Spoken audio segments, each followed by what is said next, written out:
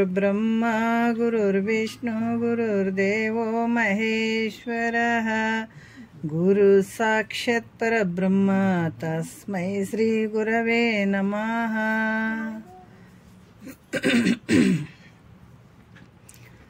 ಶ್ರೀ ಜಗದ್ಗುರು ಸಿದ್ಧಾರೂಢರ ಪಾದಕಮಲಗಳಿಗೂ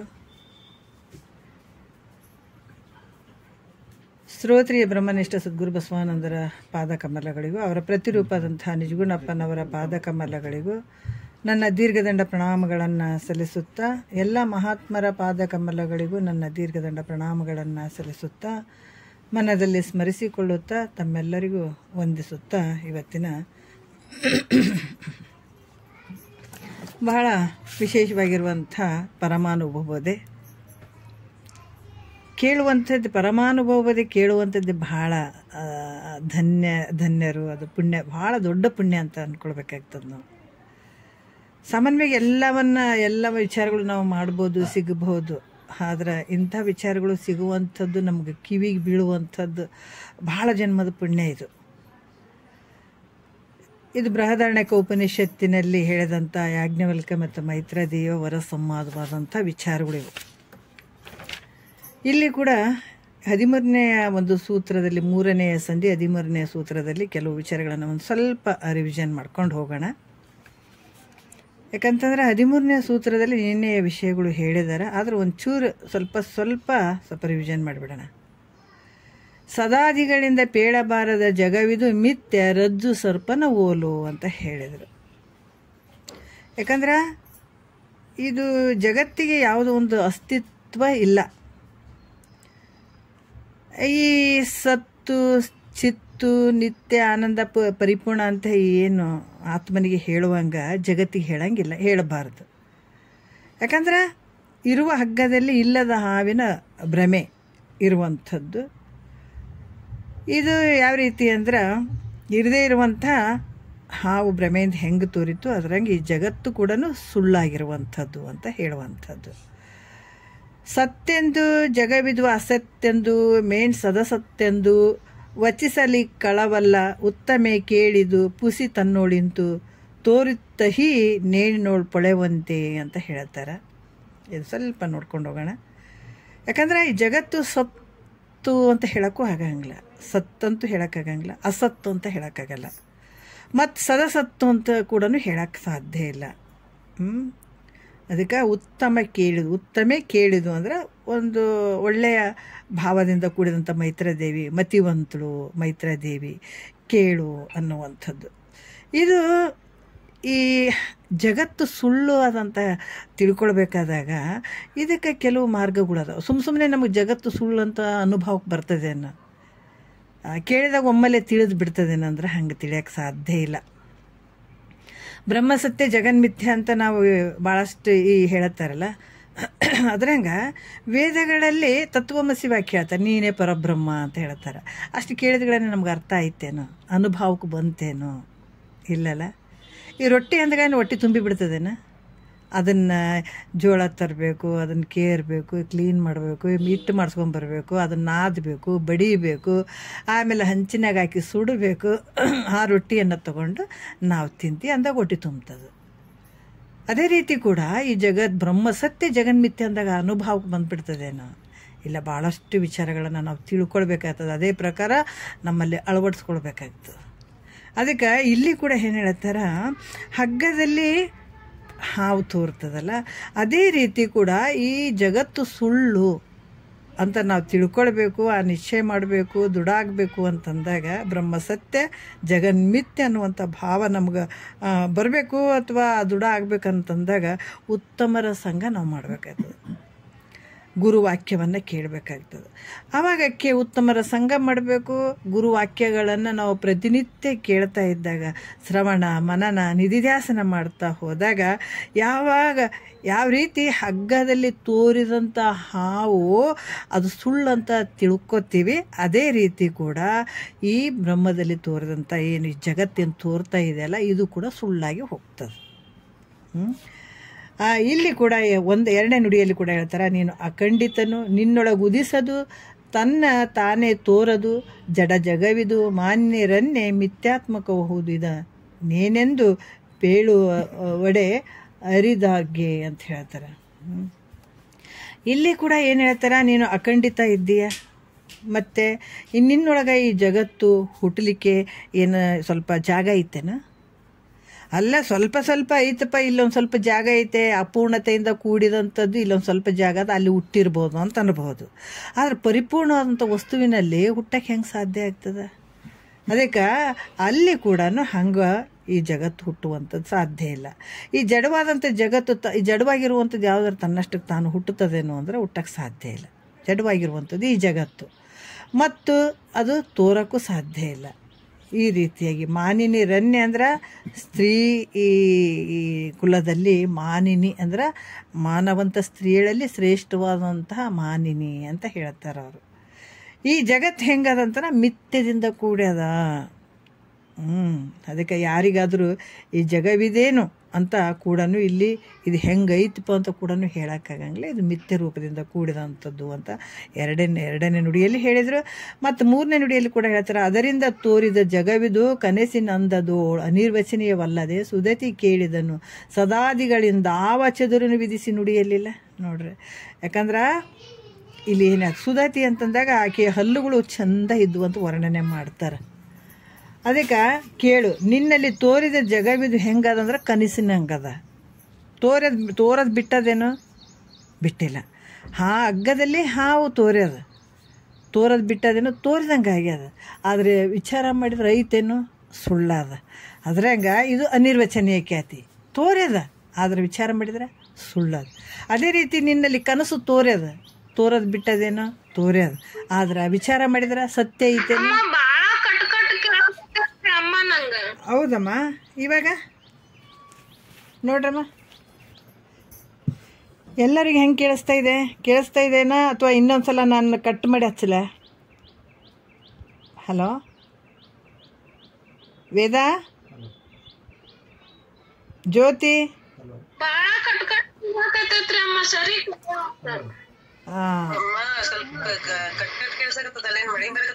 ನಾನು ಇನ್ನೊಂದ್ಸಲ ಹಚ್ತೀನಿ ತಡಿ, ಕಟ್ ಮಾಡ್ತೀನಿ, ಇನ್ನೊಂದ್ಸಲ ಹಚ್ತೀನಿ, ಎಲ್ರಿಗೆ ಇನ್ನೊಂದ್ಸಲ ಹಚ್ತೀನಿ. ಯಾಕೋ ಇದು ನೆಟ್ವರ್ಕ್ ಬರ್ತಾ ಇಲ್ಲ ನೋಡಿ ಶಿವಪತ್ರ. ಯಾವುದಪ್ಪ? ಇದು ಏರ್ಟೆಲ್ ಇರ್ಬೋದು.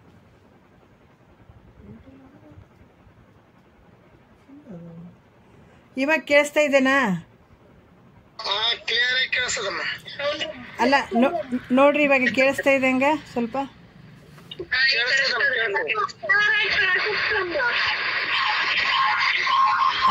ಅಮ್ಮ ಕೇಳಿಸ್ತಾ ಇದೆನಾ ಈಗ?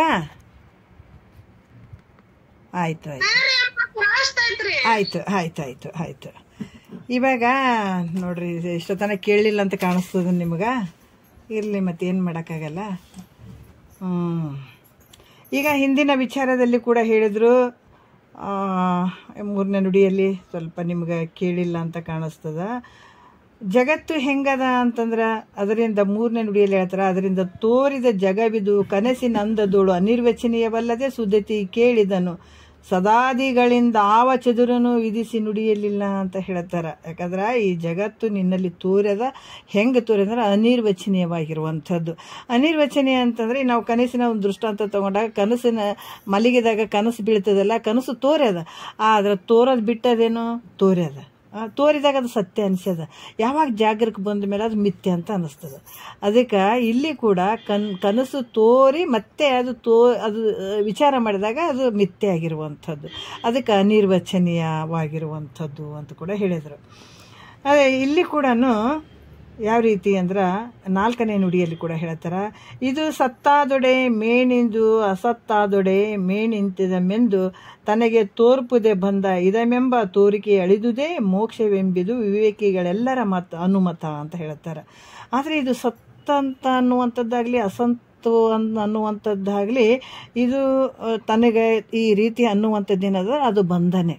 ಯಾಕಂದರೆ ಸತ್ತು ಅದಂತ ಹೇಳುವಂಥದ್ದು ಕೂಡ ಅಥವಾ ಇದು ಅಸತ್ತು ಅದಂತ ಹೇಳುವಂಥದ್ದು ಕೂಡ ಅದು ನಾವು ನೋಡಿದಾಗ ಅಥವಾ ತಿಳ್ಕೊಂಡಾಗ ಇದು ಗೊತ್ತಾಗ್ತದೆ. ಅದಕ್ಕೆ ಇಲ್ಲಿ ಹೇಳ್ತಾರೆ, ಈ ರೀತಿ ತನಗೆ ದೃಶ್ಯವಾಗಿ ಏನು ತೋರ್ತದ ಅದು ಬಂಧ, ಇದಂ ರೂಪವಾಗಿ ತೋರುವಂಥದ್ದು. ಯಾಕಂದರೆ ಯಾವಾಗ ಇದಂ ಎಂಬ ತೋರಿಕೆ ಅಳಿತದ ಆವಾಗ ಉಳಿದ ಇರವೇ ಮೋಕ್ಷ. ಇದಂ ಅನ್ನುವಂಥದ್ದು ಅದು ಬಂಧ ಅನ್ನುವಂಥದ್ದಾಗ್ತದೆ. ಯಾಕಂದರೆ ಅದು ದೃಶ್ಯವಾಗಿ ತೋರುವಂಥದ್ದು ಬಂಧ. ಇದಂ ಅನ್ನುವಂಥದ್ದು ಬಂಧಕ್ಕೆ ಗುರಿ ಮಾಡ್ತದ. ಅದು ತೋರಿ ಅಳಿಯುವಂಥದ್ದು. ಅಳಿದಾಗ ಉಳಿದ ಇರವೇ ಮೋಕ್ಷ. ಇದೆಲ್ಲ ಜ್ಞಾನಿಗಳೆಲ್ಲರ ಅನುಮತ ಅಂತ ಕೂಡ ಹೇಳ್ತಾರೆ. ಮತ್ತೀಗ 5ನೇ ನುಡಿಯಲ್ಲಿ ಕೂಡ ಹೇಳ್ತಾರೆ, ಇದು ಚೋದ್ಯವಲ್ಲವೇ ಮಾಯೆ, ನೋಡಿದೊಡೆ ತೋರ್ಪುದು, ನೋಡದೊಡೆ ತೋರಲರಿಯದು, ಅದರಿಂದ ಮಿಥ್ಯೆ ನೋಡಿದು ಸತ್ಯವೆಲೆ ಮೂಢ, ಮೂಢ ಅರಿದ ರಂದ ಅರಿಯಲ್ ಅರಿವರೆಂತು ಅಂತ ಹೇಳ್ತಾರೆ. ಏನಂತಂದ್ರೆ ಇದು ಬಹಳ ಆಶ್ಚರ್ಯವಾಗಿರುವಂಥದ್ದು. ಇದು ನೋಡಿದಾಗ ನೀನು ನೋಡಿದ್ರೆ ಮಾತ್ರ ಈ ಮಾಯೆ ತೋರ್ತದೆ, ನೋಡಿದ್ರೆ ಮಾಯೆ ತೋರಂಗಿಲ್ಲ. ಅದರಿಂದ ಈ ಮಾಯೆ ಮಿಥ್ಯೆ ಅನ್ನುವಂಥದ್ದೇ ಪರಮಾರ್ಥ. ಯಾಕಂದರೆ ಈ ಮಾಯೆ ವಿಚಾರ ಮಾಡ್ತಾ ಹೋದಾಗ ಈ ಮಾಯೆ ಇಲ್ಲವೇ ಇಲ್ಲ. ಆ ರೀತಿಯಾಗಿ ಮೂರ್ಖರು ಇದರ ಅಂದವನ್ನು ತಿಳಿಯಲು ಬಹಳಷ್ಟು, ಈ ಮಾಯೆ ಸ್ವರೂಪವನ್ನು ತಿಳಿಲಿಕ್ಕೆ ಮೂರ್ಖರು ಅಸಮರ್ಥರಾಗಿದ್ದಾರೆ. ಎಲ್ರಿಗೆ ಅರ್ಥ ಆಗ್ತದೇನಂದ್ರೆ ಅರ್ಥ ಆಗಂಗಿಲ್ಲ. ಅದಕ್ಕೆ ಈ ಜಗತ್ತನ್ನುವಂಥದ್ದು ಒಂದು ಅನಿರ್ವಚನೀಯ ಅಂತ ಹೇಳ್ತಾರೆ. ಆ ಜ್ಞಾನ ಸಂದರ್ಭದಲ್ಲಿ ತೋರ್ತದ, ಜ್ಞಾನದ ಸಂದರ್ಭದಲ್ಲಿ ತೋರಂಗಿಲ್ಲ. ಇದಕ್ಕೆ ಅನಿರ್ವಚನೀಯ ಅಂತ ಕೂಡ ಹೇಳ್ತಾರೆ. ಮತ್ತು ಕೆಲವೊಂದು ನಿನ್ನೆಯ ವಿಚಾರದಲ್ಲಿ ಇವೆಲ್ಲ ಬಂದಿದ್ದಾವೆ. ಸ್ವಲ್ಪ ನಾನು ರಿವರ್ಸ್ ಮಾಡ್ತಾ ಇದ್ದೀನಿ, ರಿವಿಷನ್ ಮಾಡ್ತಾ ಇದ್ದೀನಿ. ಮನುಜರು ಆ ಸ್ಥಾಣು ಚೋರನೆಚ್ಚು ಕೊಲುಗುಮೆ ಮುನಿದು ಗಂಧರ್ವರ ನಗರವ ಅನಲನು ಉರುಪಲರಿಗುಮೆ ತಿಳಿಯದೆ ಮಾನಿನಿ ಮಾಯೆಯನ್ನು ಬೇರೆ ಗೆಲ್ಲಲುಂಟೆ ಅಂತ ಹೇಳ್ತಾರೆ. ಈ ಮೋಟು ಮರದಲ್ಲಿ ಕಳ್ಳನನ್ನು ಈ ಮನುಷ್ಯರು ಏನು ಮಾಡ್ತಾರೆ, ಬಾಣದಿಂದ ಎಸೆದು ಕೊಲ್ಲಕ್ಕೆ ಸಾಧ್ಯ ಆಗ್ತದೆ. ಆ ಮೋಟು ಮರದಲ್ಲಿ ಕಳ್ಳನ ಭ್ರಾಂತಿ ಆದಾಗ ಅದನ್ನು ನಾವು ಬಾಣ ತೊಗೊಂಡು ಏನೋ ತೊಗೊಂಡು ಹೊಡಿತೀವಿ ಅಂತಂದ್ರೆ ಹೊಡೆದು ಅದನ್ನು ಕೊಲ್ಲಕ್ಕೆ ಸಾಧ್ಯ ಆಗ್ತಾನೆ ಅಂತಂದ್ರೆ ಇಲ್ಲ. ಯಾಕೆ ಅದೇ ರೀತಿ ಕೂಡ ಗಂಧರ್ವ ನಗರವನ್ನು ಬೆಂಕಿಯಿಂದ ಸುಡಲು ಸಾಧ್ಯ ಆಗ್ತದೆ. ಆಗ ಆಕಾಶದಲ್ಲಿರುವಂಥ ಗಂಧರ್ವ ನಗರ ಐತಲ್ಲ, ಅದನ್ನು ಬೆಂಕಿಯಿಂದ ಸುಡ್ತೀನಿ ಅಂತಂದ್ರೆ ಸಾಧ್ಯ ಆಗ್ತದೇನೋ ಅಂದರೆ ಇಲ್ಲ. ಅದಕ್ಕೆ ಮೈತ್ರಾದೇವಿಯೇ ಮಾಯೆ ಮಿಥ್ಯೆ ಅಂತ ತಿಳಿಯದೆ ಅದನ್ನು ಬೇರೆ ಉಪಾಯಗಳಿಂದ ಅದು, ಯಾಕಂದ್ರೆ ಮಾಯೆ ಅನ್ನುವಂಥದ್ದು ಮಿಥ್ಯಾದ, ಅದು ಒಂದು ವಸ್ತು ಅಲ್ಲ, ಅದೆಲ್ಲ ನಾನು ಕಣ್ಣಿಗೆ ಕಾಣಿಸ್ತದೆ ಅನ್ನುವಂಥದ್ದಲ್ಲ. ಅದು ಮಾಯೆ ಅನ್ನುವಂಥದ್ದು ಹೆಂಗದಂದ್ರೆ ಸುಳ್ಳಾಗಿರುವಂಥದ್ದು. ಇದನ್ನು ತಿಳ್ಕೊಳ್ಳಾರ್ದೇ ಅದನ್ನು ಬೇರೆ ಉಪಾಯಗಳಿಂದ ಅಂದರೆ ಏನು, ಕರ್ಮ ಉಪಾಸನೆಗಳಿಂದ ಈ ಮಾಯೆಯನ್ನು ಗೆಲ್ಲುತ್ತೀನಿ ಅಂದರೆ ಸಾಧ್ಯ ಇಲ್ಲ. ಇದನ್ನು ವಿಚಾರದಿಂದನೇ ಇದು ಮಾಯೆ ಮಿಥ್ಯವಾಗಿರುವಂಥದ್ದಂತ ತಿಳಿಬೇಕು ಅಷ್ಟೇ ಹೊರತಾಗಿ ಅದನ್ನು ಗೆಲ್ಲುತ್ತೀನಿ, ಬೇರೆ ಉಪಾಯಗಳಿಂದ ಗೆಲ್ಲುತ್ತೀನಿ ಅಂತ ಕರ್ಮ ಉಪಾಸನೆಗಳಿಂದ ಗೆಲ್ಲುತ್ತೀನಿ ಅಂದರೆ ಇದು ಸಾಧ್ಯ ಇಲ್ಲ ಅನ್ನುವಂಥ ವಿಚಾರ ಇದು.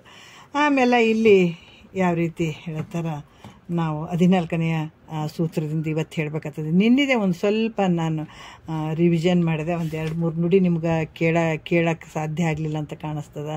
ಇರಲಿ, ಪರವಾಗಿಲ್ಲ. 14ನೆಯ ನುಡಿಯಿಂದ ಮತ್ತೆ ನಾವು ಶುರು ಮಾಡೋಣ. ಇಲ್ಲಿ ಏನು ಹೇಳ್ತಾರ, ನಿನ್ನ ಚಿದ್ಭ್ರಮೆ ನಿನ್ನ ಮರೆವೆಗೆ ಅರಿವಿಗೆ ಬೀಜಂ ನೀನೇ ಪರಮಾತ್ಮನದರಿಂದ. ನೋಡ್ರಿ, ಯಾಕಂತಾರ ಇಲ್ಲಿ ಏನು ಹೇಳ್ತಾರ, ನಿನ್ನ ಚಿದ್ಭ್ರಮೆ ಅಂತಂದ್ರೆ ಇದು ನಿನ್ನ ಒಂದು ಚಿದ್ಭ್ರಮೆಯ ತಿಳುವಳಿಕೆ ಏನಂದರೆ ವಿವೇಕವಿಲ್ಲದೆ ಇರುವಂಥ ಭ್ರಾಂತಿ. ಅದು ಬಹಳ ವಿಚಾರಗಳನ್ನು ಇಲ್ಲಿ ಹೇಳ್ತಾರೆ. ಯಾವ ರೀತಿ ಹೇಳ್ತಾರಂತಂದ್ರೆ, ಈಗ ಈ ರಜತವಲ್ಲದೆ ಇರುವಂಥದ್ದು ಒಂದು ಚಿದ್ಭ್ರಮೆ, ಕೆಲವೊಂದು ಉದಾಹರಣೆಗಳನ್ನು ಕೊಡ್ತಾರೆ ಅವರು. ಈಗ ರಜತವಲ್ಲದೆ ಇರುವಂಥ ಶುಕ್ತಿಯಲ್ಲಿ ರಜತವನ್ನು ಕಾಣುವಂಥದ್ದು, ಇದು ರಜತ ಭ್ರಮ ಅಂತ ಹೇಳ್ತಾರೆ. ಅಲ್ಲಿ ರಜತ ಇಲ್ಲ, ರಜತ ಅಂದರೆ ಬೆಳ್ಳಿ, ಶುಕ್ತಿ ಅಂದರೆ ಕಪ್ಪೆ ಚಿಪ್ಪು. ಆ ಕಪ್ಪೆ ಚಿಪ್ಪದಲ್ಲಿ ರಜತವನ್ನು ಕಾಣುವಂಥದ್ದು ಅದು ಒಂದು ಭ್ರಾಂತಿ ಇಲ್ಲದೇ ಇರುವಂಥ. ಅದಕ್ಕೆ ನಮ್ಮ ಭ್ರಾಂತಿಯನ್ನು ಬಿಡಿಸ್ತಾ ಇದ್ದಾರೆ. ನಮಗೆ ಎಂಥ ಭ್ರಾಂತಿ ಆಗ್ಯದಂದ್ರೆ, ನಾವಿರುವಂಥದ್ದು ನಾವು ಬೇರೆನೇ ಇದ್ದೀವಿ, ಆದರೆ ಅಪ್ಪ ಅಮ್ಮ ಇಟ್ಟಂಥ ಹೆಸರಿಗೆ ಜೋತ್ಕೊಂಡು ಬಿದ್ದೀವಲ್ಲ, ಇದು ಭ್ರಾಂತಿ. ಇರುವಂಥದ್ದು ಒಂದು ವಸ್ತು ಇರದೇ ಇರುವಂಥದ್ದಕ್ಕೆ ಗಂಟು ಬಿದ್ದೀವಲ್ಲ, ಇದು ಒಂದು ದೊಡ್ಡ ಭ್ರಾಂತಿ. ಅದಕ್ಕೆ ಇಲ್ಲಿ ಹೇಳ್ತಾರ, ಇರದೇ ಇರುವಂಥ ರಜತವನ್ನ ಬೆಳ್ಳಿಯ ಭ್ರಾಂತಿ ಕಪ್ಪೆ ಚಿಪ್ಪಿನಲ್ಲಿ ಮಾಡಿದಕ್ಕಾಗಿ ಇದಕ್ಕೆ ರಜತ ಭ್ರಮೆ ಅಂತ ಕೂಡ ಹೇಳ್ತಾರೆ. ಮತ್ತೆ ಸರ್ಪ ಇಲ್ಲ, ಆದರೂ ಕೂಡ ಹಗ್ಗದಲ್ಲಿ ಸರ್ಪ ಬುದ್ಧಿಯನ್ನು ಮಾಡೋದಕ್ಕೆ ಇದಕ್ಕೆ ಸರ್ಪ ಭ್ರಮೆ ಅಂತ ಹೇಳ್ತಾರೆ. ಹಂಗ ಚಿತ್ತುಗಳಲ್ಲಿ ಇರದೇ ಇರುವಂಥ, ಚಿತ್ತುಗಳಲ್ಲದಂತಹ, ಚಿತ್ತು ಅಲ್ಲದೇ ಇರುವಂಥ ಯಾಕಂದರೆ ನಿನ್ನ ಸ್ವರೂಪ ಇದು ಇಲ್ಲವೇ ಅಲ್ಲ. ಅಂಥದ್ರಲ್ಲಿ ಈ ದೇಹ, ಇಂದ್ರಿಯ, ಮನಸ್ಸು ಇವೆಲ್ಲವುಗಳನ್ನು ಈ ಈ ಭಾವ ಮಾಡುವಂಥದ್ದು, ಚಿತ್ತ ಬುದ್ಧಿಯನ್ನು ಮಾಡುವುದರಿಂದ ಚಿದ್ಭ್ರಮೆ ಅಂತ ಹೇಳ್ತಾರೆ. ಇವು ಯಾವುವು ನೀನು ಇರದೇ ಇರುವಂಥದ್ದು. ಈ ದೇಹ ನಿಂದಲ್ಲ, ಇಂದ್ರಿಯಗಳು ನಿನ್ನವಲ್ಲ, ಮನಸ್ಸು ನಿಂದಲ್ಲ. ಅದಕ್ಕೆ ಹೇಳ್ತಾರೆ, ದೇಹವೇ ನಾನೆನ್ನುವಿಯಲ್ಲೋ ಸುಜ್ಞಾನವನರಿಹದೆವೋದೆಲ್ಲೋ ಸತಿಸುತರಾಸೆಯ ಬಿಡಲಿಲ್ಲೋ ಚಿರಶಾಂತಿಯು ನಿನಗೆ ಸಿಗದಲ್ಲೋ ನಾನಲ್ಲೋ ಶಿವ ನಾನಲ್ಲೋ ನಾ ಹೋಗದೆ ಶಿವ ತಾನಾಗಲ್ಲೋ. ಇದಕ್ಕೆ ನಾವೇನು ಹೇಳ್ತೀವಿ, ಇರದೇ ಇರುವಂಥದ್ದನ್ನು ಈ ದೇಹ, ಇಂದ್ರಿಯ ಮತ್ತು ಮನ ಮೊದಲಾದವುಗಳಲ್ಲಿ ಚಿತ್ತ ಬುದ್ಧಿಯನ್ನು ಮಾಡುವುದರಿಂದ ಇಲ್ಲಿ ಅನಾತ್ಮವಾಗಿರುವಂಥವುಗಳನ್ನು ಅಲ್ಲಿ ಆತ್ಮ ಬುದ್ಧಿಯನ್ನು ಮಾಡುವಂಥದ್ದು. ಅನಾತ್ಮ ವಸ್ತುಗಳಲ್ಲಿ ಆತ್ಮ ಬುದ್ಧಿಯನ್ನು ಮಾಡುವಂಥದ್ದಕ್ಕೆ ಚಿದ್ಭ್ರಮೆ ಅಂತ ಕೂಡ ಹೇಳ್ತಾರೆ. ಇಲ್ಲಿ ಕೂಡ ಈ ರಜತ ಭ್ರಾಂತಿಯಿಂದಲೇ ಏನಾಯ್ತದ, ಶುಕ್ತಿಯ ಮರವೇ ಆಯಿತು. ಯಾವಾಗ ನಮಗೆ ಭ್ರಾಂತಿ ಆಯಿತು ಅಂತಂದಾಗ ಈ ನಮ್ಮ ಅರಿವು ಅಲ್ಲಿ ಮರೆಯಾಯಿತು. ಅರಿವಂದುಗಳೇ ಮಾಮೂಲಿ ಅಲ್ಲ, ಇದು ವಿಶೇಷವಾದಂಥ ಅರಿವು. ಅದಕ್ಕೆ ಇಲ್ಲಿ ಹೇಳ್ತಾರ, ಈ ರಜತ ಭ್ರಾಂತಿ ಯಾವಾಗಾಯಿತು ಆವಾಗ ಶುಕ್ತಿಯ ಮರವೇ ಆಗಿಬಿಡ್ತು ನೋಡ್ರಿ.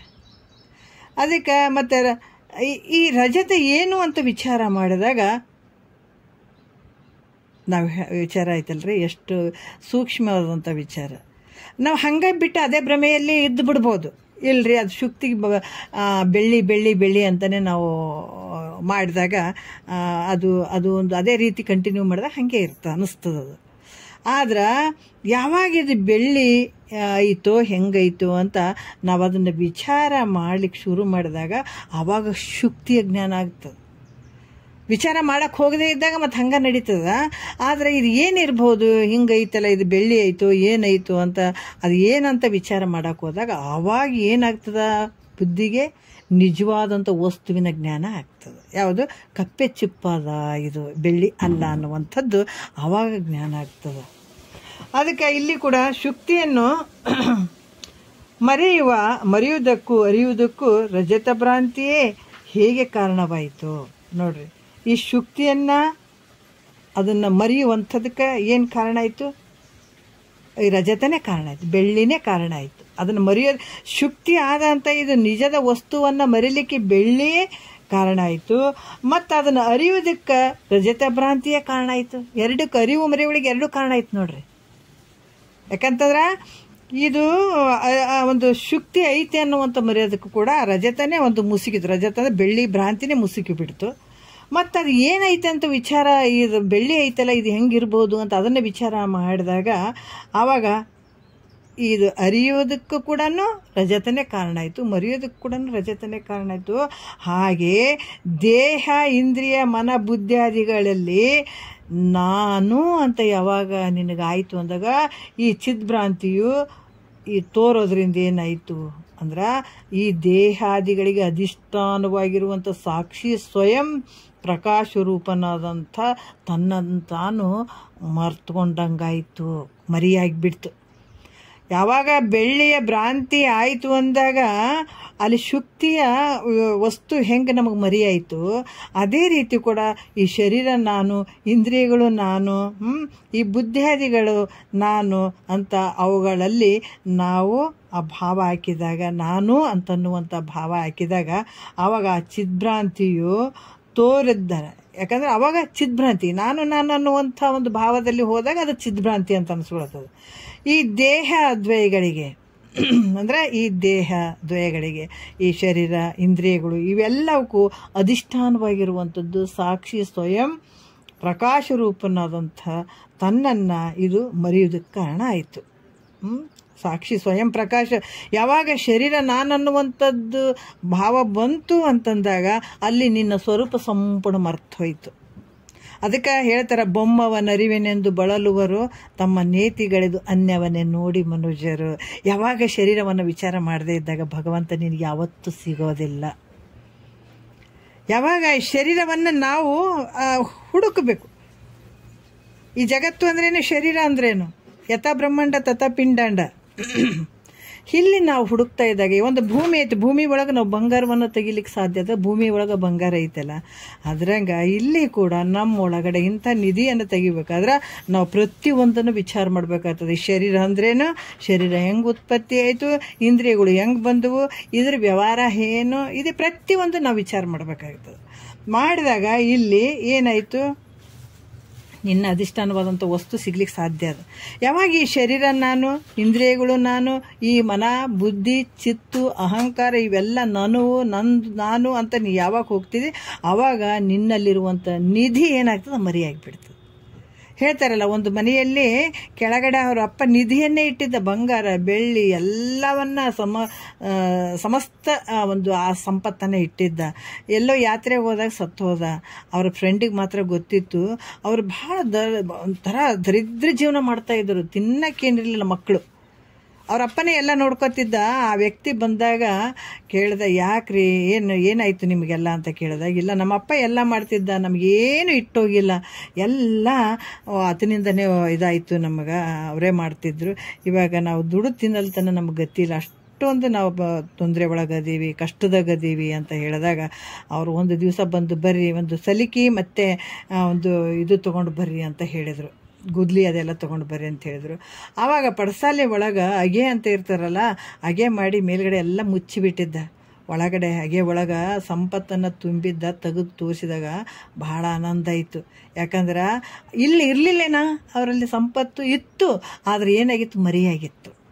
ಹೆಂಗೆ ಮರೆಯಾಗಿತ್ತು ಅಂದರೆ, ಮೇಲ್ಗಡೆ ಪರಿಸಿ ಹಾಕಿಬಿಟ್ಟಿದ್ರಲ್ಲ, ಆ ಪರಿಸಿಯಿಂದನೂ ಒಳಗಡೆ ಇರುವಂಥ ನಿಧಿ ಕಾಣಲಾರ್ದಂಗಾಗಿತ್ತಲ್ಲ. ಯಾವಾಗ ಇದನ್ನು ತೆಗೀರಿ, ಪರಿಸಿಯನ್ನು ತೆಗೀರಿ, ಇದೆಲ್ಲ ಮಣ್ಣದೆಲ್ಲ ತೆಗೀರಿ ಅಂತ ತೆಗೆದು ಒಳಗಡೆ ನೋಡಿದಾಗ ಅಂಥ ಸಂಪತ್ತು ಅಲ್ಲಿ ಅಡಗಿತ್ತಲ್ಲ. ಅದ್ರಂಗೆ ನಮಗೆ ಈ ಶರೀರ ಅನ್ನುವಂಥದ್ದು ಮ್ಯಾಲ ಒಂದು ಏನು ಪರಿಸಿ ಆದಂಗಾಗಿಬಿಟ್ಟದ. ಶರೀರ ಅಂದಾಗ ನಾವೆಲ್ಲವನ್ನ ತಗೊಳ್ಬೇಕು, ಮನ ಬುದ್ಧಿ ಚಿತ್ತು ಅಹಂಕಾರಗಳು ಇವೆಲ್ಲವನ್ನ ತಗೊಳ್ಬೇಕು.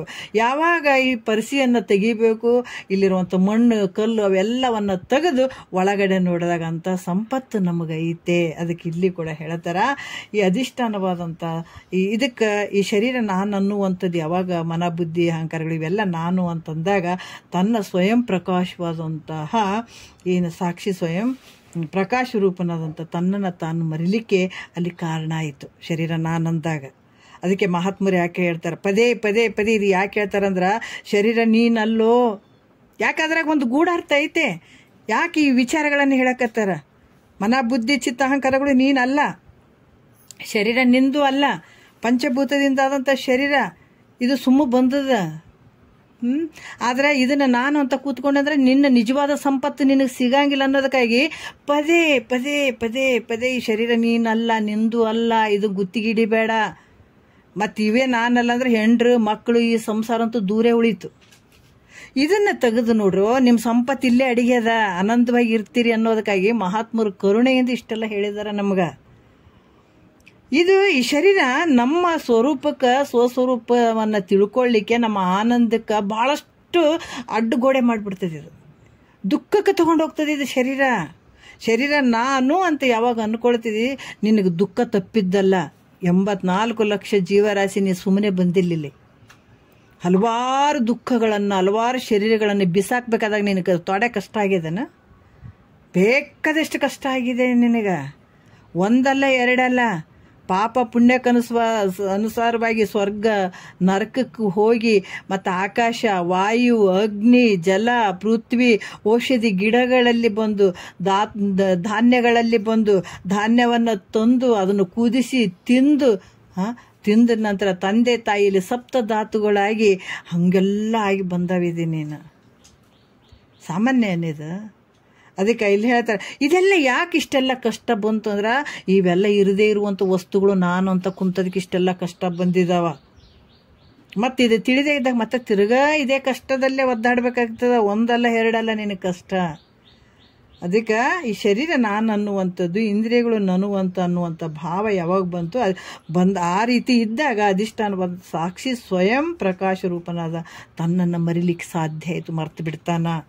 ಅದಕ್ಕೆ ಬಳಿಕ ಆಮೇಲೆ ಈ ದೇಹ ನಾನದಿನೋ ಮತ್ತು ಈ ಇಂದ್ರಿಯಗಳು ನಾನು, ಈ ಶರೀರ ನಾನು ಇದ್ದೀನೋ ಹೆಂಗೋ ನಾವು ವಿಚಾರ ಮಾಡ್ಬೇಕು, ಹೌದಿಲ್ಲ? ಗುರುಗಳ ಹತ್ರ ವಿಚಾರ ಮಾಡುವಂಥದ್ದು. ಯಾಕಂದ್ರೆ ಅದು ದೃಶ್ಯವಾಗಿ ಕಾಣುವಂಥದ್ದು ನೀನಲ್ಲ. ಶರೀರ ನಿನಗೆ ದೃಶ್ಯವಾಗಿ ಕಾಣುವಂಥದ್ದು, ಹೌದಲ್ಲ? ಅದಕ್ಕೆ ಇದು ನೀನಲ್ಲ, ತಿಳಿದು ನೋಡು. ನಾವೇನು ಆಕಾಶದಲ್ಲಿ ಅಂತಃಪುರದಲ್ಲಿ ಮಾಡಿ ಅವ್ರ ರಾಕ್ಷಸರೆಲ್ಲ ಒಡೆದಾಡಿದ ಸತ್ರು, ಅಲ್ಲೇ ಅವ್ರ ಪರಮಾತ್ಮಗೆ ಇದನ್ನ ಕೇಳ್ಕೊಂಡ್ರು, ಅಂತಃಪುರದಲ್ಲಿ ನಮಗೆ 3 ಲೋಕಗಳನ್ನು ಮಾಡ್ರಿ, ಅಲ್ಲಿರ್ತೀವಿ ಇಲ್ಲಿರ್ತೀವಿ ಅಂತ ಕೇಳಿದರು. ಅವೆಲ್ಲ ನಿಜ ಅಂತ ನಂಬಕ್ಕಾಗ್ತದ? ಇಲ್ಲ, ಅನುಭವಕ್ಕೆ ಬಂದರು ಒಪ್ಪ್ರಿ, ಇಲ್ಲಾಂದ್ರೆ ಇಲ್ರಿ ಅಂತಾರೆ. ಇದು ವೇದಾಂತ ಹಂಗೆ ಐತೆ. ಅದು ನಮಗೆ ಸಂಪೂರ್ಣವಾಗಿ ಅನುಭವಕ್ಕೆ ಬರೋಂಥ ವಿಚಾರಗಳು ಅದಾವಿಲ್ಲಿ. ಅವು ಪುರಾಣಗಳಲ್ಲಿ ಹೇಳಿದಂಥದ್ದು ನಂಬಬಹುದು, ಬಿಡಬಹುದು, ಅವ್ರವ್ರಿಗೆ ಬಿಟ್ಟದ್ದು. ಆದ್ರೆ ಇದ್ರಾಗ ಹಂಗಲ್ಲ. ಯಾವಾಗ ನಿನ್ನ ಪುಣ್ಯದ ಫಲದ, ನಿಷ್ಕಾಮದ ಪುಣ್ಯದ ಫಲದಿಂದ ಯಾವಾಗ ಈ ದೇಹ ನಾನಿದ್ದೀನೋ ಇಲ್ಲೋ, ಅಥವಾ ಈ ಇಂದ್ರಿಯಗಳು ನಾನು ಏನು ಕಾಣಿಸ್ತಾವಲ್ಲ, ಯಾವುದು ಕರ್ಮೇಂದ್ರಿಯಗಳು, ಜ್ಞಾನೇಂದ್ರಿಯಗಳು, ಇವು ನಾನು ಅದೀನೋ ಇಲ್ಲೋ ಅನ್ನುವಂಥದ್ದು. ಈ ಮನಸ್ಸು, ಬುದ್ಧಿ, ಚಿತ್ತು, ಅಹಂಕಾರ, ಇವು ಹೌದು ನಾನು ಅದೀನೋ ಇಲ್ಲೋ, ಈ ರೀತಿಯಾಗಿ ಆತ್ಮ ಅನಾತ್ಮ ಯಾವುದು ಅಂತ ವಿಚಾರ ಮಾಡ್ತಾ ಇದ್ದಾಗ, ಇದು ಹೆಂಗೆ ವಿಚಾರ ಮಾಡಬೇಕು ಅಂತಂದಾಗ ಗುರು ಶ್ರುತಿಗಳಿಂದ, ಯಾಕಂತಂದ್ರೆ ಗುರು ಮುಖಾಂತರ, ಅಲ್ಲಿ ಶ್ರುತಿಗಳಿಂದ, ಸ್ವಾನುಭವಗಳಿಂದ. ಮತ್ತು ಸ್ವಾನುಭವ ಇರಬೇಕು, ಸದ್ಗುರು ಇರಬೇಕು, ಶ್ರುತಿ ಇರಬೇಕು. ಶ್ರುತಿ, ಯುಕ್ತಿ, ಸ್ವಾನುಭವಗಳಿಂದ ನಿತ್ಯ ಪರೋಕ್ಷನು ನೋಡ್ರಿ. ಯಾಕಂದ್ರೆ ಸಚ್ಚಿದಾನಂದನು ನಾನೇ ಇರ್ತೀನಿ, ನಿತ್ಯ ಅಪರೋಕ್ಷನಾಗಿರುವಂಥವನು ಸಚ್ಚಿದಾನಂದನು ನಾನೇ ಇರ್ತೇನೆ ಅನ್ನುವಂಥದ್ದು ಆವಾಗ ಆತಗ ಜ್ಞಾನ ಆಗ್ತದೆ. ಯಾವಾಗ ನಾನು ಶರೀರ ಇದ್ದೀನೋ ಇಲ್ಲ, ಇಂದ್ರಿಯಗಳು ನಾನು ಇದ್ದೀನೋ ಇಲ್ಲೋ, ಮತ್ತು ಇವು ಯಾವ ಅದಾವ, ನನ್ನಿಂದ ಭಿನ್ನ ಅದಾವೋ ಹೆಂಗದಾವೋ, ಈ ರೀತಿ ಇವನ್ನ ತಿಳ್ಕೊಳ್ಬೇಕಾದಾಗ ನಮ್ಗೆ ಶ್ರೋತ್ರಿಯ ಬ್ರಹ್ಮನಿಷ್ಠ ಸದ್ಗುರುಗಳ ಮುಖಾಂತರ ಇದನ್ನು ತಿಳ್ಕೊಂಡಾಗ ಆವಾಗ ನಮಗೆ ನಿತ್ಯ ಅಪರೋಕ್ಷನಾಗಿರುವಂತಹ ಸಚ್ಚಿದಾನಂದ ಸ್ವರೂಪ ನಾನೇ ಇದ್ದೇನನ್ನುವಂಥ ಜ್ಞಾನ ಜ್ಞಾನ ಆಯಿತು. ಅದಕ್ಕೆ ತನ್ನ ಚಿದ್ಭ್ರಾಂತಿಯು ತನ್ನ ನಿಜದ ಇದೇ ನಿನ್ನ ಚಿದ್ಭ್ರಾಂತಿ ಏನಾಯಿತು, ನಿನ್ನ ಮರೆವಿಗೂ ಕಾರಣ ಆಯಿತು, ಅರಿವಿಗೂ ಕಾರಣ ಆಯಿತು. ಹೆಂಗ ಶುಕ್ತಿಯಲ್ಲಿ ರಜತ ಅದು ಮರಿಲಿಕ್ಕೂ ಕಾರಣ ಆಯಿತು, ಅದೇ ರಜತ ಅರಿಲಿಕ್ಕೂ ಕಾರಣ ಆಯಿತು, ಅದೇ ರೀತಿ ಕೂಡ ಇಲ್ಲಿ ಕೂಡ ನಿನ್ನ ಚಿದ್ಭ್ರಾಂತಿ ಅರಿಲಿಕ್ಕೂ ಕಾರಣ ಆಗ್ತದ, ಮರೆಯುವುದಕ್ಕೂ ಕಾರಣ ಆಗ್ತದ ಅಂತ ಕೂಡ ಹೇಳ್ತಾರೆ. ಅದಕ್ಕೆ ಇಲ್ಲಿ ಕೂಡ ಹೇಳ್ತಾರೆ, ರಜತ ಭ್ರಾಂತಿಯು ಅಧಿಷ್ಠಾನ ಶುಕ್ತಿಯನ್ನು ಬಿಟ್ಟು ತೋರ್ತದೇನ ಏನಾದ್ರೆ. ಈಗ ಶುಕ್ತಿನೇ ಇರಲಿಲ್ಲ ಅಂದ್ರೆ ರಜತ ಅಂತ ಭ್ರಾಂತಿ ಹೆಂಗೆ ಆಗ್ತಿತ್ತು ಹೇಳ್ರಿ, ನಮ್ಗೆ ಆಗ್ತಿರ್ಲಿಲ್ಲಲ್ಲ. ಅದೇ ರೀತಿ ಕೂಡ ಇಲ್ಲಿ ಅಧಿಷ್ಠಾನವಾದಂಥ ಶುಕ್ತಿಯನ್ನು ಬಿಟ್ಟು ರಜತ ಹೆಂಗೆ ತೋರಂಗಿಲ್ಲೋ ಹಾಗೆ ಕೂಡ ಚಿದ್ಭ್ರಾಂತಿಯು ಅಧಿಷ್ಠಾನ ರೂಪ ಕೂಟಸ್ಥನಾದ, ತನ್ನನ್ನು ಬಿಟ್ಟು ಯಾವತ್ತೂ ತೋರಂಗಿಲ್ಲ. ಅಂದರೆ ನಿರಧಿಷ್ಠಾನದಲ್ಲಿ, ಅಂದ್ರೆ ಅಧಿಷ್ಠಾನದಲ್ಲಿ ತೋರ್ತದೆ. ಅದು ಬಿಟ್ಟು ಕಡಾಕಿನಾರ ಕನಸು ನಿನ್ನ ಬಿಟ್ಟು ಕಡಾಕಿನಾರ ತೋರೇದೇನ, ನಿನ್ನೊಳಗೆ ತೋರ್ತದಲ್ಲ ಕನಸು, ಅದ್ರಾಗ ನೀನು ಬೆರ್ತೀಯೇನು ಇಲ್ಲ, ತೋರೋದು ನಿನ್ನಲ್ಲೇ ತೋರೋದು. ಅದೇ ರೀತಿ ಕೂಡ ಇಲ್ಲಿ ಅಧಿಷ್ಠಾನ ರೂಪ ಕೂಟಸ್ಥನದ ತನ್ನನ್ನು ಬಿಟ್ಟು ತೋರಲಾರದು. ಅಂದರೆ ನಿರಧಿಷ್ಠಾನದಲ್ಲಿ ಭ್ರಾಂತಿ ಎಂದೂ ತೋರೋದಿಲ್ಲ. ಭ್ರಾಂತಿರ ಅಭ್ರಾಂತ ಪೂರ್ವಕಮೆಂಬ ಪೂರ್ವದಲ್ಲಿ ಹೇಳಿಯೇ ಇದು ವಿಚಾರಗಳನ್ನು ಹೇಳಿದ್ದಾರೆ. ಈ ಕಾರಣದಿಂದ ಇಲ್ಲಿ ಕೂಡ ಅಧಿಷ್ಠಾನ, ಯಾಕೆ ಚಿದ್ಭ್ರಮೆಗೆ ತಾನು ಅಧಿಷ್ಠಾನವಾಗಿರುವುದರಿಂದ, ಅಂದರೆ ನಿನ್ನ ಅಧಿಷ್ಠಾನ ಈ ಚಿದ್ಭ್ರಮೆಗೆ ಏನು ಅಧಿಷ್ಠಾನವಾಗಿರುವಂಥದ್ದು, ಇದಕ್ಕೆಲ್ಲ ಅಧಿಷ್ಠಾನವಾಗಿರುವಂಥದ್ದು ನಿನ್ನ ಸ್ವರೂಪ. ಅದಕ್ಕೆ ಏನಾಯ್ತಂದ್ರೆ ತಾನೇ ಪರಮಾತ್ಮ. ಯಾವ ರೀತಿ ಶುಕ್ತಿಯಲ್ಲೇ ರಜತದ ಭ್ರಾಂತಿ ಆಯ್ತಲ್ಲ, ಅದೇ ರೀತಿ ಕೂಡ ನಿನ್ನಲ್ಲಿ ಈ ಒಂದು ಚಿದ್ಭ್ರಾಂತಿ ಆಗಿರುವಂಥದ್ದು. ಅದನ್ನು ನಾವು ವಿಚಾರ ಮಾಡ್ತಾ ಹೋದಾಗ ನೀನೇ ಪರಮಾತ್ಮ ಅಂತನ್ನುವಂಥದ್ದು. ಯಾಕಂದರೆ ಯಾವುದು ಅಧಿಷ್ಠಾನವಾಗಿರೋದು ಅದು ತ್ರಿಕಾಲ ಅಬಾಧ್ಯ ಸತ್ಯವಾಗಿರ್ತದೆ. ಅದು ಅಧಿಷ್ಠಾನ ಯಾವುದಾಗಿರ್ತದೆ, 3 ಕಾಲದಲ್ಲಿ ಇರುವಂಥದ್ದು, ಅದು ಸತ್ಯವಾಗಿರ್ತದೆ. ಯಾವ ಭ್ರಾಂತಿ ತನ್ನ ಅಭಾವ, ಯಾಕಂದ್ರೆ ಅದು ಏನು ಭ್ರಾಂತಿಯಾಗಿ ತೋರುವಂಥದ್ದು, ಅದು ಮಿಥ್ಯೆ ಆಗಿರುವಂಥದ್ದು, ಕಲ್ಪಿತವಾಗಿರುವಂಥದ್ದು.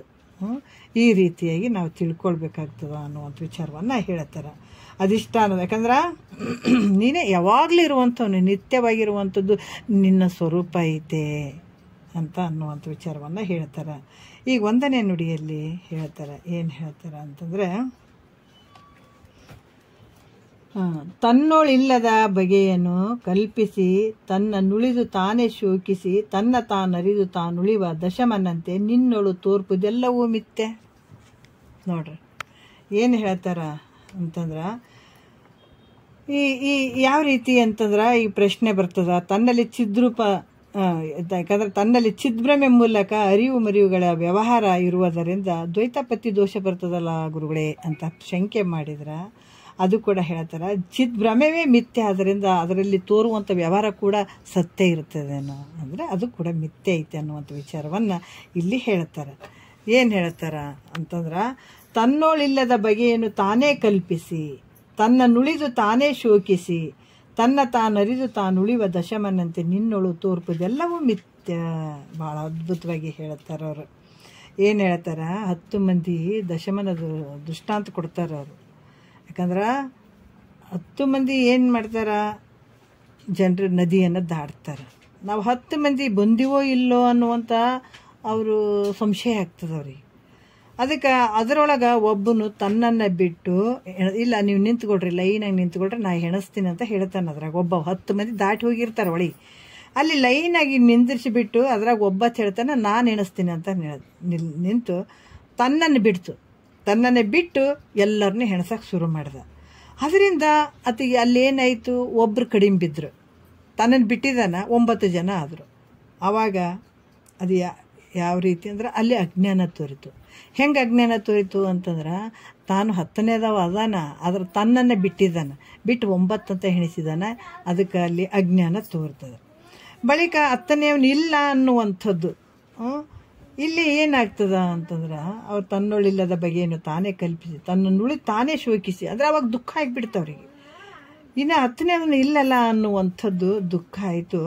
ಅದಕ್ಕೆ ಅಲ್ಲಿ ಆ ಒಂದು ಒಬ್ಬ ವ್ಯಕ್ತಿ ಸತ್ತೋದ್ನಲ್ಲ ಅನ್ನುವಂಥ ಶೋಕ ಮಾಡೋಕ್ಕೆ ಶುರು ಮಾಡ್ತಾರೆ. ಒಬ್ಬ ವ್ಯಕ್ತಿ ಇಲ್ವಲ್ಲ, 9 ಜನ ಇದ್ದೀವಿ, ಒಬ್ಬನು ಸತ್ತೋದ ಅಂತ ಶೋಕ ಮಾಡ್ತಾರಲ್ಲ, ಅದು ವಿಕ್ಷೇಪ ಆಗ್ತದೆ ನೋಡ್ರಿ. ಯಾಕಂತಂದ್ರೆ ಈ ರೀತಿ ಇಲ್ಲಿ ಅಜ್ಞಾನ ತೋರ್ತಲ್ಲ, ಬಳಿಕ 10ನೇವನು ಇಲ್ಲ ತೋರ್ಲಿಲ್ಲ ಅಂತ ಹೇಳುವುದರಿಂದ ಅಸತ್ತು ಅಭಾವಗಳು 2 ಆವರಣಗಳು ತೋರ್ತಾವೆ. ಅಸತ್ತು ಅಂದರೆ ಇಲ್ಲ, ಅಭಾನ ಅಂದರೆ ಅದು ತೋರೋದಿಲ್ಲ ಅನ್ನುವಂಥದ್ದು. ಇವೆರಡು ಆವರಣಗಳು ಅಲ್ಲಿ ತೋರ್ತಾವೆ. ಇಲ್ಲ ಮತ್ತು ತೋರ್ತಾ ಇಲ್ಲ, ಒಬ್ಬನಿಲ್ಲ ತೋರ್ತಾ ಇಲ್ಲ ಅಂತನ್ನುವಂಥದ್ದು 2 ತೋರ್ತಾವೆ. ಅಥವಾ ಒಬ್ಬ ಸತ್ತಾನಂತ ಶೋಕ ಮಾಡ್ತಾರಲ್ಲ, ಆವಾಗ ವಿಕ್ಷೇಪ ಆಗ್ತದೆ, ವಿಕ್ಷೇಪ ಆಗುವಂಥದ್ದು. ಮತ್ತು ಅಲ್ಲಿ ದಾರಿಯಲ್ಲಿ ಒಬ್ಬ ಆಪ್ತ ಪುರುಷ ಹೋಗ್ತಾ ಇರ್ತಾನಲ್ಲ, ಬಂದು ಆತ ಹೇಳ್ತಾನೆ, ಯಾಕೆ ಅಳ್ತಾ ಇದ್ದೀರಿ ಅಂತಂದಾಗ, ಇಲ್ಲ ನಮ್ಮ ಅದ್ರಾಗ ಒಬ್ಬನ 10 ಜನ ಬಂದಿದ್ದೀವಿ, ಅದ್ರಾಗ ಒಬ್ಬನು ಸತ್ತೋಗಿದ್ದಾನ ಅಂತ ಹೇಳಿದಾಗ, ಇಲ್ಲ ನಿಂತ್ಕೊಳ್ರಿ ನಾನು ಎಣಿಸ್ತೀನಿ ಅಂತ ಹೇಳಿಬಿಟ್ಟು ಆತ ಎಣ್ಸಕ್ಕೆ ಶುರು ಮಾಡ್ದ. ಆ ಎಣಿಸಿ 1 2 3 4 5 6 7 8 9 10 10ನೇವ ಇದ್ದಾನ ಅಂತ ಹೇಳಿಬಿಟ್ಟಾತ. 10ನೇವನು ಇದ್ದಾನ, ಸತ್ತಿಲ್ಲ, ಇದ್ದಾನ ಅಂತ ಹೇಳಿದಾಗ ಅದು ಪರೋಕ್ಷ ಜ್ಞಾನ ಆಯ್ತದ. ಇದ್ದಾನ ಅನ್ನುವಂಥದ್ದು ಪರೋಕ್ಷ ಜ್ಞಾನ. ಆಮೇಲೆ ನೀನೇ 10ನವನು ಅಂತ ಅದನ್ನು ಹೆಣಿಸಿ ಮತ್ತೆ ತೋರಿಸಿದಾಗ ಆ 10ನೇವನು ನಾನೇ ಅನ್ನುವಂಥ ಭಾವ ಏನು ಬಂತು, ಅದು ಅಪರೋಕ್ಷ ಜ್ಞಾನ. ಅರ್ಥ ಇದೆಯಲ್ಲ, ಸ್ವಲ್ಪ ಸೂಕ್ಷ್ಮ ಆದ ವಿಚಾರಗಳು. ಯಾಕಂದ್ರೆ ಇದ್ದಾನ 10ನೇದವ ಇದ್ದಾನ ಅನ್ನೋದು ಪರೋಕ್ಷ ಜ್ಞಾನ. ಆ 10ನೇವ ನೀನೇ ಇದ್ದಿದೆ, 10ನೇವನು ಆ 10ನೇವ ಪುರುಷ ನಾನೇ ಇದ್ದೀನಿ ಅಂತ ಯಾವಾಗ ಅದು ಜ್ಞಾನ ಆಯಿತು, ಅದು ಅಪರೋಕ್ಷ ಜ್ಞಾನ ಆಯಿತು. ಅನಂತರ ಏನಾಯ್ತು, ಅವಾಗ 10ನೇದವ ನಾನೇ ಇದ್ದೀನಿ ಅನ್ನುವಂಥ ಭಾವ ಯಾವಾಗ ಬಂತು, ಆವಾಗ ಎಲ್ಲರೂ ಅಲ್ಲಿ ದುಃಖ ಎಲ್ಲ ಹೋಗಿ ಅವರು ಬಹಳ ಆನಂದವಾಗಿ ಉಳ್ಕೊಂಡ್ರು. ಅದಕ್ಕೆ 10ನೇವನಲ್ಲಿ ತೋರಿದಂಥ ಈ ವ್ಯವಹಾರ ಎಲ್ಲ ಹೇಗೆ ಮಿಥ್ಯೆಯಾಗಿರುವಂಥದ್ದು, ಇವೆಲ್ಲ ಏನಾಯಿತು, ಅಳುವಂಥದ್ದು, ಹುಡುಕುವಂಥದ್ದು, ಆಮೇಲೆ ಶೋಕ ಮಾಡುವಂಥದ್ದು, ಇವೆಲ್ಲ ಹೆಂಗೆ ಆ ವ್ಯವಹಾರ ಎಲ್ಲವೂ ಹೆಂಗೆ ಯಾವಾಗ ಗೊತ್ತಾಯಿತು, 10ನೇವ ಅದಾನ ಅಂತ ಆತನೇ ನಾನು ಅಂತ ಹೆಂಗೆ ಗೊತ್ತಾಯಿತು, ಅದೆಲ್ಲ ಹಿಂದಿನ ವ್ಯವಹಾರ ಮಾಡಿದೆಲ್ಲದ್ದು ಮಿಥ್ಯೆ ಆಯಿತು. ಹಾಗೆ ನಿನ್ನಲ್ಲಿ ನೋಡ್ರಿ ಈ ದೃಷ್ಟಾಂತದಂತೆ ಚಿದ್ಭ್ರಮೆ ಮೂಲಕ ತೋರಿದಂಥ ಅಜ್ಞಾನ, ಆವರಣ, ವಿಕ್ಷೇಪ, ಈ 3 ಅವಸ್ಥೆಗಳು ಏನದಾವ, ಬಂಧ ರೂಪಗಳಾಗಿರುವಂಥವು. ಎದರಿಂದ ಆಗ್ಯದ ಇವು ಬಂಧ ರೂಪಗಳು? ನಿನ್ನ ಚಿದ್ಭ್ರಮೆಯಿಂದ. ಯಾವಾಗ ಇದು ಅರುರೂಪಗಳಾದಂಥ ಪರೋಕ್ಷ ಅಪರೋಕ್ಷ ಈ ಅರುರೂಪಗಳಾದಂಥದ್ದಿದು. ಪರೋಕ್ಷ ಅನ್ನುವಂಥದ್ದು, ಅಪರೋಕ್ಷ ಅನ್ನುವಂಥದ್ದು, ಶೋಕ ನಿವೃತ್ತಿಗಳನ್ನುವಂಥದ್ದು, ಈ 3 ಅವಸ್ಥೆಗಳು ಮೋಕ್ಷದ ಸ್ವರೂಪಗಳಾಗಿರುವಂಥದ್ದಿದು. ಅದಕ್ಕೆ ಇದ್ದಾನ ಅನ್ನುವಂಥದ್ದು ಪರೋಕ್ಷ, ಆ ವಸ್ತು ನಾನೇ ಇದ್ದೀನಿ, ಆತನ ನಾನೇ ಇದ್ದೀನಿ ಅಂತಂದು ಅಪರೋಕ್ಷ. ಅದರಿಂದ ಏನಾಯ್ತು, ಇಲ್ಲಿ ದುಃಖ ನಿವೃತ್ತಿ ಆಯಿತು. ಈ ರೀತಿ 3 ಅವಸ್ಥೆಗಳು ಮೋಕ್ಷ ಸ್ವರೂಪವಾಗಿರುವಂಥದ್ದು. ಇದೆಲ್ಲ ಜ್ಞಾನ ಅಜ್ಞಾನಗಳ ವ್ಯವಹಾರ ಎಲ್ಲವೂ ಈ ನಡೆದಂಥದ್ದು ಏನಾಯಿತು ಅದೆಲ್ಲ ಮಿಥ್ಯೆ ಆಗಿರುವಂಥದ್ದು. ಅದರಿಂದ ದ್ವೈತಾಪತ್ತಿ ಇಲ್ಲಿ ಬರೋಕ್ಕೆ ಸಂಭವ ಆಗಂಗಿಲ್ಲ. ಯಾಕಂದ್ರೆ ಪ್ರಶ್ನೆ ಕೇಳಿದನತ, ಇಲ್ಲಿ ಬೇರೆ ಬೇರೆ ಅಂತಂದಾಗ ದ್ವೈತಾಪತ್ತಿ ದೋಷ ಬರ್ತದಲ್ಲ ಅಂದಾಗ ಈ ರೀತಿಯಾಗಿ ಈ ಜ್ಞಾನ ಅಜ್ಞಾನಗಳು ಏನು ನಡೆದಾವೆ ಇವೆಲ್ಲ ವ್ಯವಹಾರವು ಮಿಥ್ಯೆ ಅದಾವಪ್ಪ, ಆದ್ರೆ ಇದರಿಂದ ದ್ವೈತಾಪತ್ತಿ ದೋಷ ಆಗಂಗಿಲ್ಲ ಅನ್ನುವಂಥದ್ದು ಗುರುಗಳು ಹೇಳ್ತಾ ಇದ್ದಾರೆ. ಯಾರಿಗೆ? ಮೈತ್ರಾದೇವಿಗೆ. ಮತ್ತು ಇಲ್ಲಿ ಕೂಡ ಹೇಳ್ತಾರೆ, ಏನು ಹೇಳ್ತಾರೆ ಅಂತಂದ್ರೆ, ತನ್ನಲ್ಲಿ ಚಿದ್ಭ್ರಮೆ ಮೂಲಕ, ಚಿದ್ಭ್ರಮೆ ಅನ್ನೋದು ಗೊತ್ತಾಯ್ತಲ್ಲ, ಶರೀರ ನಾನು, ಇಂದ್ರಿಯಗಳು ನಾನು, ಇವೆಲ್ಲ ಭಾವ ಇದೆ ಮಾಡಿದಾಗ ಇದು ಚಿದ್ಭ್ರಮೆ ಅಂತ ಅನಿಸ್ಕೊಳ್ತದ. ಈ ಮೂಲಕ ತೋರಿದ ಅರಿವು ಮರಿವುಗಳ ವ್ಯವಹಾರ ಮಿಥ್ಯೆ ಆಗಿ ಹೋಗುವಂಥದ್ದು. ಅರಿವು ಮರಿವು ಇವೆರಡು ಮಿಥ್ಯೆ ಆಗಿರುವಂಥ, ಯಾಕಂತಂದ್ರೆ ಇವು ವಿಚಾರ ಮಾಡಿದಾಗ ಇವು ಸತ್ಯ ಅಲ್ಲ. ಯಾಕಂದರೆ ದಶಮನಲ್ಲಿ ತೋರಿದ ವ್ಯವಹಾರ ಸುಳ್ಳಾದ ಮೇಲೆ ತಾನು ಸುಳ್ಳಾಗಿ ಹೋಗ್ಬೇಕಾದಿತ್ತು. ನೋಡ್ರಿ ಏನು ಹೇಳ್ತಾರ, ದಶಮನಲ್ಲಿ ತೋರಿದಂಥ ವ್ಯವಹಾರ ಎಲ್ಲ ಸುಳ್ಳಾದ ಮೇಲೆ ತಾನು ಸುಳ್ಳಾಗಿ ಹೋಗ್ಬೇಕಾಯ್ತು. ಈಗ ಒಪ್ಪಿದರೆ ಏನಾಗ್ತದೆ, ಅಲ್ಲಿ ಶೂನ್ಯವೇ ಪ್ರಾಪ್ತಿ ಆಗ್ತದಲ್ಲ ಗುರುಗಳೇ ಅಂತ ಹೇಳಿದ್ರೆ, ಇಲ್ಲಿ ಕೂಡ ಹೇಳ್ತಾರೆ ದಶಮನಲ್ಲಿ ವ್ಯವಹಾರ ಸುಳ್ಳಾಗಲು ದಶಮನೆಂಬ ನಾಮವು ಮಿಥ್ಯೆ ಆಗಿರುವಂಥದ್ದು.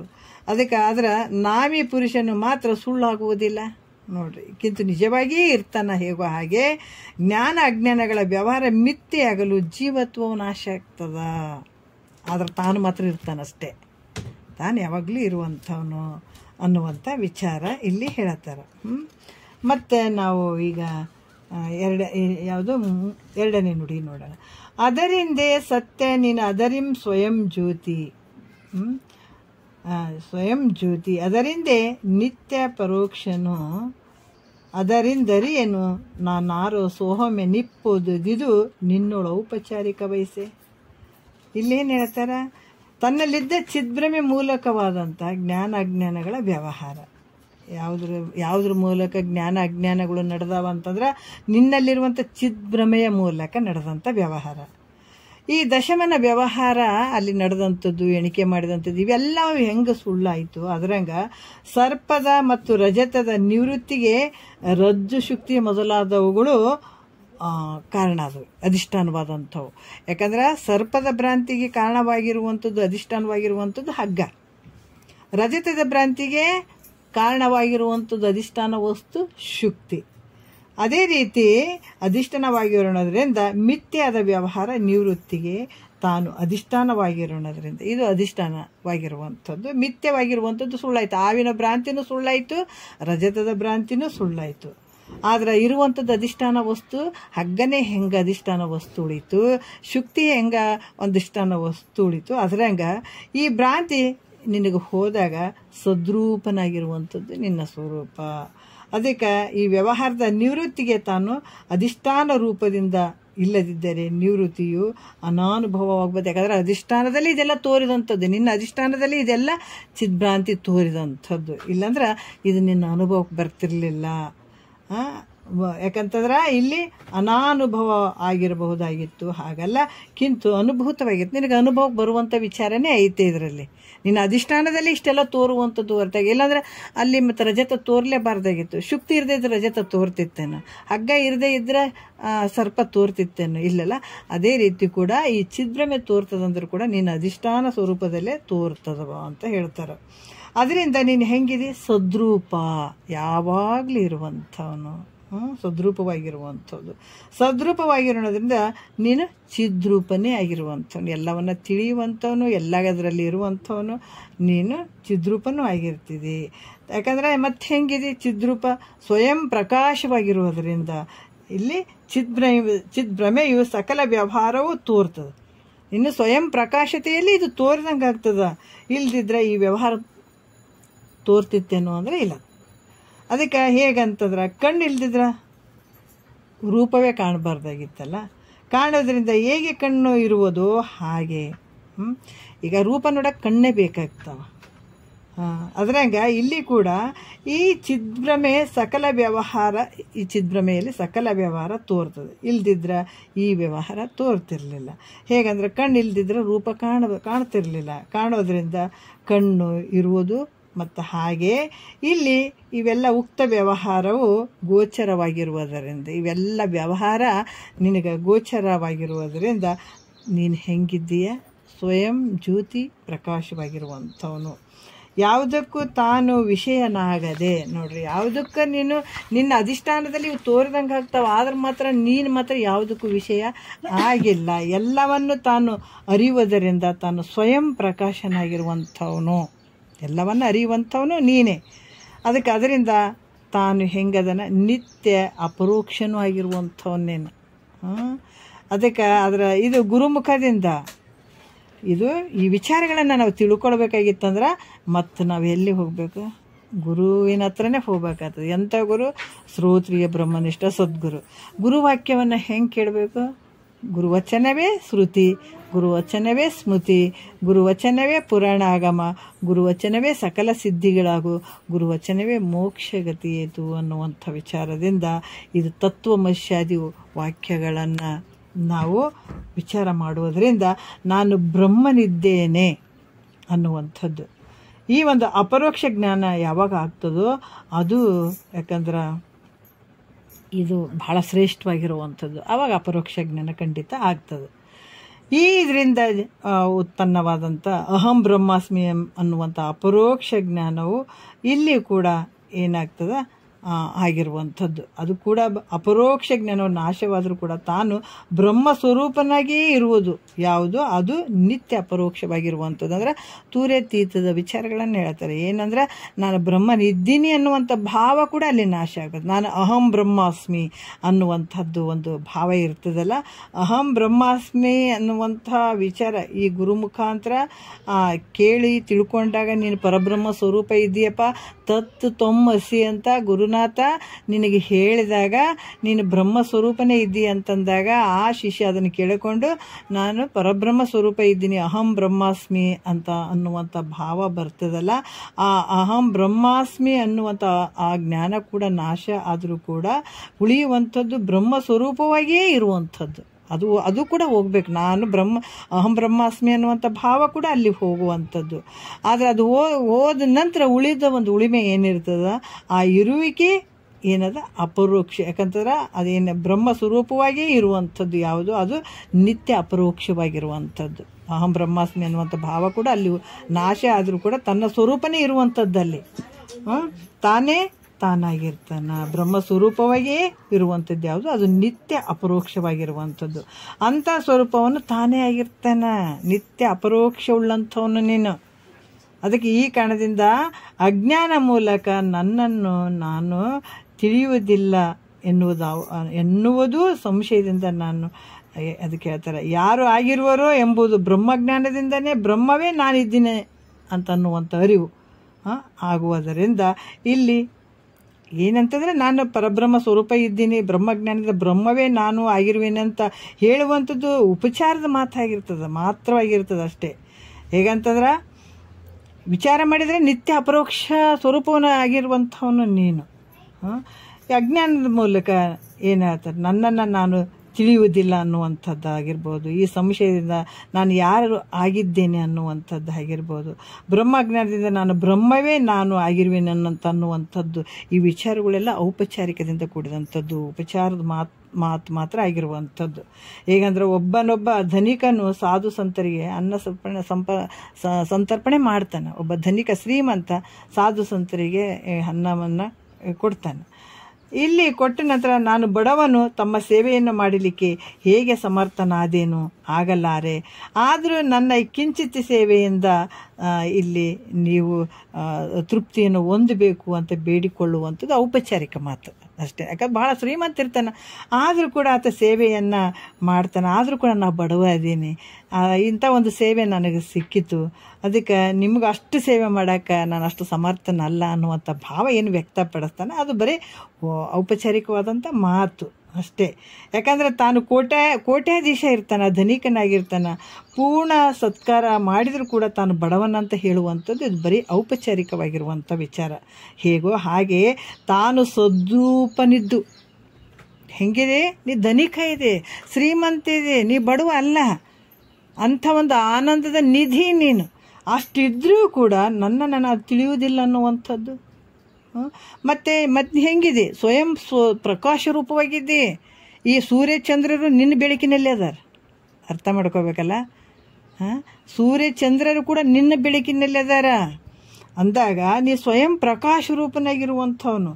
ಆದರೂ ಕೂಡ ನಾನಾರು ಅನ್ನುವಂಥದ್ದು ಎಂಬುದು ನಿತ್ಯ ಅಪರೋಕ್ಷನಾಗಿದ್ದು. ಅದಕ್ಕೆ ಸ್ವಯಂ ಪ್ರಕಾಶನಿದ್ರೂ ಕೂಡ ನಾನಾರು ಅನ್ನುವಂಥದ್ದು ನೀನು. ಮತ್ತು ನಿತ್ಯ ಅಪರೋಕ್ಷನಾಗಿದ್ದರೂ ಕೂಡ ನಾನು ಆ ಬ್ರಹ್ಮನೆಂಬುದು ಇದೆಲ್ಲ ಉಪಚಾರದ ಮಾತುಗಳಿವೆಲ್ಲ ಉಪಚಾರ ಮಾತ್ರಗಳಾಗಿರ್ತಾವೆ ಅನ್ನುವಂಥ ಭಾವ. ನೀನೇ ಸ್ವಯಂ ಜ್ಯೋತಿ ಪ್ರಕಾಶ ಇದೆ. ಈ ರೀತಿ ಹೇಳೋದ್ರಿಂದ ಏನಾಗ್ತದೆ, ಇದು ಬರೀ ಔಪಚಾರಿಕ ಮಾತುಗಳು ಆಗ್ತಾವ ಅನ್ನುವಂಥ ವಿಚಾರವನ್ನು ಹೇಳ್ತಾರೆ. ಭಾಳ ವಿಶೇಷವಾದಂಥ ವಿಚಾರ. ಸ್ವಲ್ಪ ಬೇಗ ಇದು ಅರ್ಥ ಆಗದೇ ಇದ್ದರೂ ಕೂಡ ಮತ್ತು ಇದೊಂದು ಸ್ವಲ್ಪ ಇಟ್ಕೊಂಡು ನಾಳೆ ಇದು ಒಂದೇ ನುಡಿ ಇಟ್ಕೊಂಡು ಕೊನೆಗೆ ನೋಡೋಣ. ಔಪಚಾರಿಕ ಮಾತು ಅಷ್ಟೇ, ನಾನು ಹಂಗದೀನಿ ಹಿಂಗದೀನಿ ಅಂತ ಹೇಳುವಂಥದ್ದು ಹೊರತಾಗಿ ನೀನು ನಿತ್ಯ ಅಪರೋಕ್ಷನಾಗಿರುವಂಥವನು ಅಂತ ಹೇಳುವಂಥ ವಿಚಾರ. ಮತ್ತು ಇದನ್ನು ಇಟ್ಕೊಂಡು ನಾಳೆ ಮಾತಾಡೋಣ. ಭಾಳ ಅದ್ಭುತವಾದಂಥ ವಿಚಾರ ಹೇಳ್ತಾ ಇದ್ದಾರೆ. ಒಂದೆರಡು ಮಾತು ಗುರುಗಳ ಪಾದಕ್ಕೆ ಅರ್ಪಿಸಿ ಹರವು.